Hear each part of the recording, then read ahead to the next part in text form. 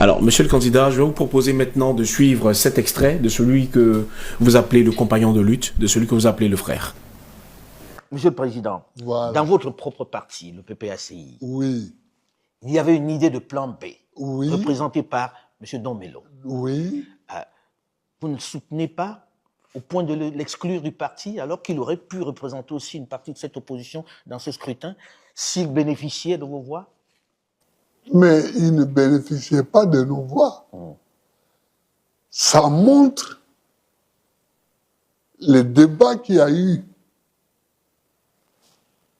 Domelo n'a jamais soumis son idée à débat Au sein du parti? au sein du parti. Mais Pourtant, moi, il dit avoir consulté. Il dit mais nous avons- moi, il n'a jamais discuté avec moi. C'est venu de lui tout seul, Président? Ah, mais c'est pas lui et certains de ses amis, peut-être. Mais en tout cas, ça n'a jamais été un débat au sein du parti. Ça n'a jamais été un débat. Et je vous le dis, et je le répète, cela n'a jamais été un débat au sein du parti. C'est de son propre fait. Alors, il a voulu être candidat. Bon, il est candidat. Mais vous n'appelez pas à voter pour lui. Hein? Non, non.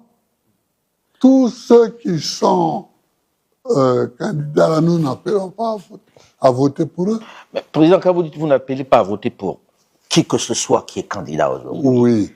qu'est-ce que les Ivoiriens doivent comprendre? Qu'ils ne vont pas voter, qu'ils restent tranquilles chez eux, etc. Est-ce que ça ne risque pas d'envenimer la situation? Il faut que les Ivoiriens comprennent que Gbagbo Laurent n'appelle à voter pour aucun des candidats qui est en liste. Monsieur le ministre, désormais candidat à la présidentielle d'octobre 2025, on vient d'écouter monsieur Laurent Gbagbo. Comment est-ce que vous réagissez à cet extrait dans lequel il vient mettre en cause la version des faits qui vous ont amené justement à cette rupture avec le PPACI? Domelo, je le cite, n'a jamais soumis son idée à débat au sein du parti. Qui dit vrai finalement? Bien, peut-être qu'il a oublié.